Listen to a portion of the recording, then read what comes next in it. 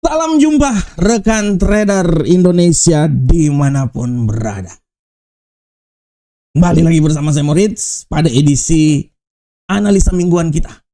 Di mana analisa ini akan berlangsung dari tanggal 17 hingga tanggal 21 nanti. Kami berharap semoga apa yang kami bawakan ini bermanfaat untuk rekan trader semuanya. Kita akan mencoba memprediksikan apa yang terjadi pada pasar di minggu yang akan berlangsung ke depan. Kita tahu pasar terus bergejolak, pasar terus bergerak sangat luar biasa. Ini ditandai dengan shutdown pemerintah Amerika telah dilalui pertanggal hari Rabu yang lalu, dan data-data walaupun sementara ini masih dalam pengumpulan data-data, tapi nanti diprediksikan data-data itu sudah mulai berkontribusi lagi setelah tanggal 19 nanti. Oleh karena itu rekan trader, tanpa buang waktu yang lama lagi, mari kita coba membahas sedikit dulu apa saja yang terjadi pada pasar di minggu yang telah berlalu. Nah, ini dia rekan trader semuanya. Pergerakan yang sangat luar biasa terjadi pada pasar. Kita coba lihat di minggu yang telah berlalu. Kita mulai dari indeks dolar Amerika rekan trader semuanya. Bagaimana indeks dolar Amerika kembali lagi melanjutkan pelemahan selama 2 minggu yang sangat luar biasa. 2 minggu berturut-turut rekan trader bisa lihat bagaimana indeks dolar Amerika ini mengalami pelemahan yang sangat luar biasa. Dan walaupun kita lihat bahwa dolar Amerika di akhir minggu lalu, hari Jumat lalu sedikit bereaksi, sedikit menguat setelah sempat jatuh sampai level 98.712. Pada hari Jumat dia bisa kembali lagi ke 98.910. Dan kalau kita lihat rekan trader, minggu yang sangat luar biasa, pergerakan dolar Amerika ini yang terjadi pelemahan ini tidak bisa kita pungkiri juga narasi hawkish yang terus menerus yang terjadi ini membuat bagaimana pasar bergejolak dengan sangat luar biasa. Kita bisa lihat dolar Amerika masih tidak bisa membalikan nada bearish yang telah berlangsung hampir selama 2 minggu terakhir, di mana sempat dikit lagi menyentuh batas psikologi 100, di mana hal itu terjadi pada tanggal 5 November lalu. Inilah yang menjadi alasan bagaimana hampir selama 1 minggu yang telah berlalu ini mengalami pelemahan yang sangat signifikan. Kita bisa lihat bahwa nada-nada pemangkasan tingkat suku bunga yang dilakukan oleh The Fed, di mana masih tetap dipertahankan juga, tapi tidak bisa membuat bagaimana indeks dolar Amerika ini kembali jatuh ke posisi yang agak sedikit lebih rendah lagi hingga level 98.593. Sedangkan untuk euro angkel saham dolar, kita bisa lihat bahwa keadaan yang terjadi pada euro angkel saham dolar seiring dengan pelemahan yang terjadi pada indeks dolar Amerika membuat bagaimana euro angkel saham dolar ini mengalami penguatan yang sangat signifikan. Setelah pemerintah Amerika membuka kembali lagi apa yang telah kita lihat, shutdown, telah dibuka lagi kesepakatan antara dua partai di Kongres menyetujui hal tersebut. Kita bisa lihat bagaimana euro USD ini sempat naik ke level 1.16583. Walaupun di hari Jumat kemarin agak sedikit terkoreksi, tapi kita lihat bahwa sikap optimis setelah data-data yang keluar membuat bagaimana pasangan mata uang ini bisa sedikit mengalami penguatan yang sangat signifikan. Walaupun diperkirakan bahwa kalender ekonomi ini sudah mulai akan kembali lagi data-datanya itu pada tanggal 19 nanti hari Rabu. Tapi kita akan lihat bagaimana ke depan. Ya, kita akan tetap lihat bagaimana pergerakan ke depan. Walaupun kalau kita lihat juga dari zona Eropa ada beberapa informasi serta keputusan kebijakan yang dikeluarkan oleh Bank Sentral Eropa, tapi setidaknya kita bisa lihat dari kebijakan yang dikeluarkan oleh Christine Lagarde yang merupakan gubernur sentral Bank Eropa, di mana dia lebih menekankan bahwa bank sentral harus terus waspada. Ini adalah sesuatu yang ditekankan oleh gubernur sentral Bank Eropa mengingat apa yang terjadi pada perekonomian Amerika. Dan untuk pound sterling, kita bisa lihat rekan trader, pound sterling pada prinsipnya selama 1 minggu ini dia bergerak sangat datar, ya, maju kena, mundur kena. Dia terperangkap dari bearish dan bullish yang terjadi, tarik mengulur. Ini kita bisa lihat bahwa tidak bisa dilepas dari kekhawatiran terhadap fiskal yang terjadi pada Inggris, serta meningkatkan taruhan untuk pemangkasan tingkat suku bunga dari Bank Sentral Eropa pada bulan depan. Sehingga ini tetap menjadi beban yang sangat luar biasa terhadap pound sterling. Sedangkan untuk gold, rekan trader, kita bisa lihat gold. Bagaimana gold bisa kembali lagi naik ke posisi yang paling tertinggi selama hampir, kalau kita lihat di sini hampir 2 bulan terakhir. Nah, ini gold ini mencapai level yang paling tertinggi rekan trader, ya. Dia bisa naik ke level tertinggi, sempat menyentuh 4.200. Dan secara garis besar, walaupun kenaikan yang terjadi momentum bullish seiring dengan aliran safe haven yang terus mendominasi, tapi pasar masih tetap menunggu kejelasan tentang data-data yang akan dikeluarkan oleh The Fed. Nah, ini dia. Inilah yang terus menjadi momentum di mana bullish yang tadinya terjadi sedikit mengalami penekanan setelah pasar masih terus akan melihat kejelasan pasca shutdown yang dilakukan oleh pemerintah. Dan kita akan lihat juga banyak sekali statement yang dilakukan oleh para pejabat The Fed yang berkaitan dengan pemangkasan tingkat suku bunga atau rapat pertemuan FOMC yang akan terjadi pada tanggal 10 Desember nanti. Sehingga dia memberikan tekanan yang sangat luar biasa di akhir minggu untuk emas. Walaupun sempat ke 4.200, 40-an, 43 lah ya. Tapi di penghujung minggu dia kembali lagi turun dan ditutup berada di zona 4.000, yaitu di 4.064. Dan untuk USD Yen Jepang, kita lihat USD Yen Jepang sedikit mengalami penguatan yang signifikan. Selama 1 minggu ini dia bisa kembali naik lagi ke 155.046. Ini adalah sesuatu yang sangat-sangat luar biasa untuk USD Yen Jepang, rekan trader. Dan kalau kita lihat rebound yang terjadi ini, penguatan yang terjadi ini merupakan penguatan yang sedikit mengalami hal yang luar biasa karena dia merupakan level tertinggi setelah 9 bulan yang telah terjadi. Dia bisa sampai di level 155. Dan kalau kita lihat bahwa tidak bisa dilepas juga ketidakpastian data yang terjadi pada Amerika, ini juga yang terus mendorong bagaimana hal ini bisa mencapai level tertinggi selama 9 bulan terakhir. Nah, rekan trader, ini adalah kejadian yang terjadi pada pasar di perdagangan minggu lalu. Bagaimanakah secara fundamental, rekan trader? Nah, untuk fundamental kalau kita lihat, mari kita berkaca dari apa yang terjadi.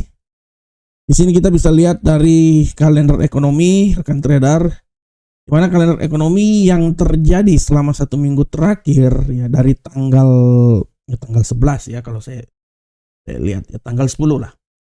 Tanggal 10 hingga tanggal 14. Dimulai dengan tanggal 12 ada nilai IHK dari Jerman, data inflasi sedikit menguat berada sekitar 0,3%. Dilanjutkan juga dengan data-data PDB, di mana data-data ini sedikit memberikan tekanan terhadap pound sterling, sehingga kita bisa lihat pound sterling sedikit mengalami pelemahan.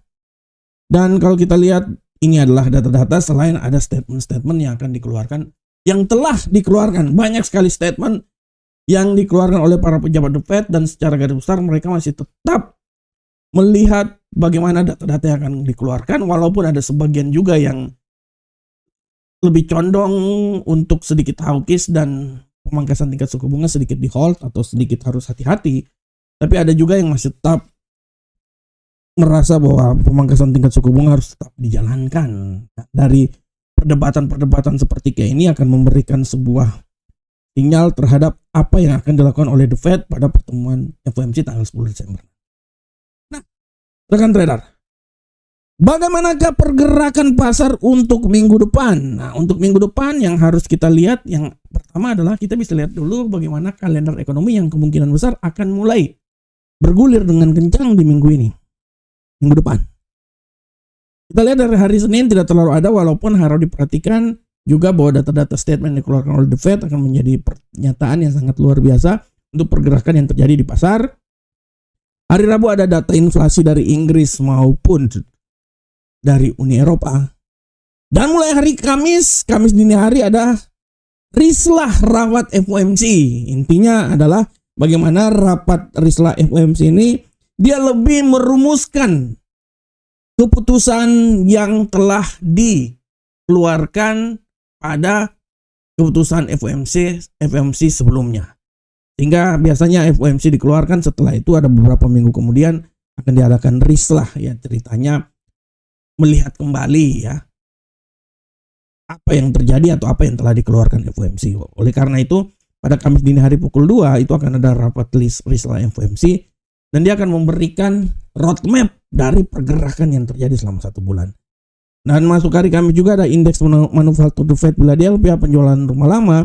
Hari Jumat akan ada indeks menjual pembelian manufaktur dan jasa. Ini adalah apa yang akan terjadi, ya, informasi-informasi akan terjadi di minggu depan hingga tanggal 21 November nanti. Dan bagaimana secara teknikal rekan trader? Nah, ini yang ditunggu-tunggu. Secara teknikal kita akan mencoba membahas itu dari indeks dolar Amerika. Dari wacana yang saya lontarkan, saya masih tetap bisa bilang bahwa indeks dolar Amerika masih memiliki peluang yang sangat besar untuk kembali lagi jatuh ke level yang sangat rendah. Oleh karena itu analisa saya, indeks dolar Amerika ini akan mencoba naik atau turun hingga level paling terendah. Menurut saya dia akan mencoba hingga level terendah di seputaran 98.362 dan tertinggi di seputaran 99.182. Di pada prinsipnya dia akan bergerak antara 98 dan 99. Dia belum sampai masuk ke level 100 ya rekan trader ya. Oleh karena itu analisa yang coba saya bawakan buat rekan trader semuanya, saya to the point mau bilang bahwa pergerakan yang terjadi sangat dinamis oleh indeks dolar Amerika. Oleh karena itu kita akan lihat bagaimana pergerakan ke depan. Tapi secara garis besar kita bisa lihat bahwa dia akan bergerak antara 98.362 sampai 99.180. Dan untuk euro angkel saham dolar, dalam wacana yang telah saya berikan, saya masih tetap melakukan suatu analisa bahwa euro angkel saham dolar ini masih punya peluang untuk kembali naik lagi ke posisi yang paling tinggi. Dan analisa saya dia ini bisa mencoba hingga level 1.16993, walaupun tidak tertutup kemungkinan dia juga bisa jatuh hingga level paling terendah di seputaran 1.15521. Dan untuk pound sterling ini dilema. Tapi menurut saya ada sedikit peluang untuk bisa kembali lagi ke level tertinggi. Analisa yang coba saya bawakan untuk rekan trader semuanya bahwa dia ini bisa kembali lagi ke level yang sangat luar biasa. Prediksi saya dia bisa naik hingga level 1.32455 hingga level terendah menurut saya itu di seputaran 1.31143. Ini dia rekan trader, pola pergerakan yang bisa terjadi pada